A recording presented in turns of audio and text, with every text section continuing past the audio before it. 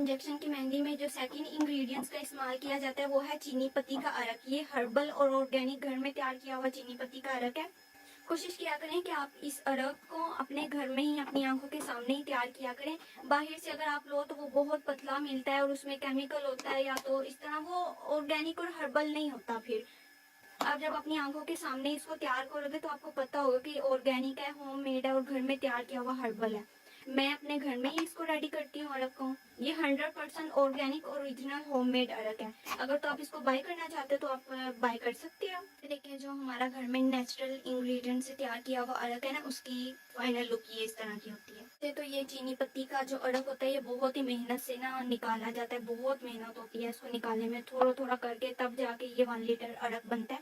इसमें बहुत मेहनत है चीनी पत्ती का अरक निकालने में, बहुत ज्यादा। इतना आसान है कलर फिक्सर को बनाना, लेकिन जब बारी अरक की आती है ना तो ये बहुत मुश्किल है। सेकंड और सबसे मेन बात, मैंने कई बार देखा है कि बहुत से लोग चीनी पत्ती का अरक बना के उसको कोको कोला या पेप्सी की बोतल में डाल के सेव कर लेते हैं, जो बिल्कुल गलत बात है। हम चीनी पत्ती का जो अरक है वो किचन में बनाते हैं। मैं नहीं, सभी ऐसे ही करते हैं, उसको किचन में ही बनाते हैं। तो अगर तो आपने 2 प्याली निकाली हुई चीनी पत्ती का जो अरक है और उसको आप पेप्सी की बोतल में डाल रहे हो, तो अक्सर किचन में कोई आ जाए तो उसको तो यही लगेगा कि पेप्सी और कोक की बोतल है।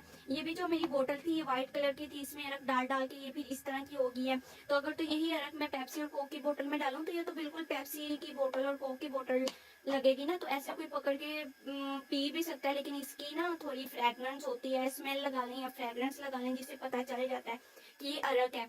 लेकिन बाहर से दिखने में कोक की बोतल में अगर आप अरक रखोगे ना तो कोक की बोतल और पेप्सी की बोतल ही लगेगी।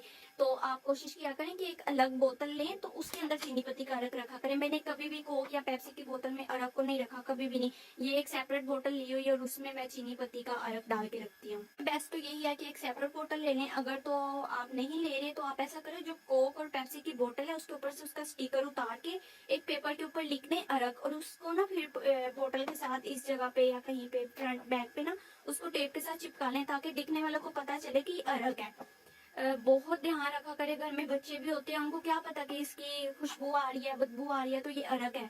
तो बहुत ध्यान से रखा करे अरक को।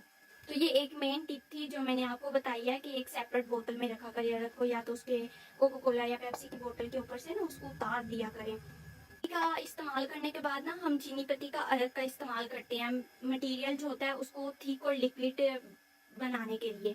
हमने लिक्विड की इतनी ज्यादा क्वांटिटी नहीं बनानी होती, इस अरक को इतना ज्यादा ऐड नहीं करना होता। हमने थोड़े थोड़े करके उतना ही ऐड करना होता है जितने में हमारा मटेरियल अच्छे तरीके से बन जाए। ज्यादा पतला भी नहीं करना होता हमने ना मटेरियल को।